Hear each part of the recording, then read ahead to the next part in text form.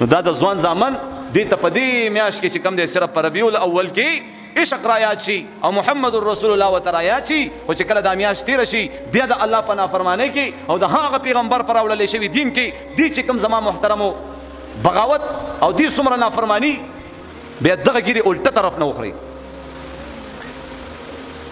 نو دی هغه دین کې دننه بېدیني کوي. په دې خبره پوهېږي؟ دین کې دننه بېدیني کوي. نو ته وایې چې دین کې دننه بېدیني څنګه کوي؟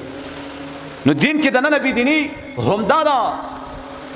اوس تاسو نه زه تپوس کوم، اواز راکړئ موږ او تاسو صرف به په دې میاشت کې په ربیع الاول په دې میاشت کې د جناب محمد رسول الله سره محبت کو او یاد به ساتو او کنا ټول عمر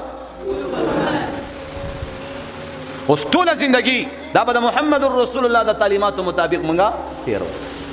ټوله زندگی مونږ د سر یختونه واخلا خپلو کانو پوری بیت الخلا نه واخلا تر بیت الله پوری د محمد رسول الله راوړلی شوی دین او د هغې په طریقه خپلې طریقې به پکې نه ایجادو.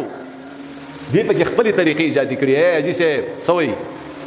یو جینۍ سینګار کړي او په دې بازارونو کې را روانه کړي او وروره دا ترزو غپو ډومبکي او ګډاګانې او په خدای مې دې قسمي او څه وایي؟ وایي دا هوره ده. وایي استغفر الله، وایي دا هوره ده.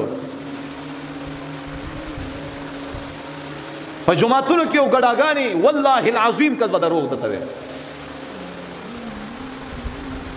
ورونو په غلطه را روانې سم شئ، توبه وباسئ، اصل دین نه ځان خبر کړئ، د اصل دین نه ځان خبر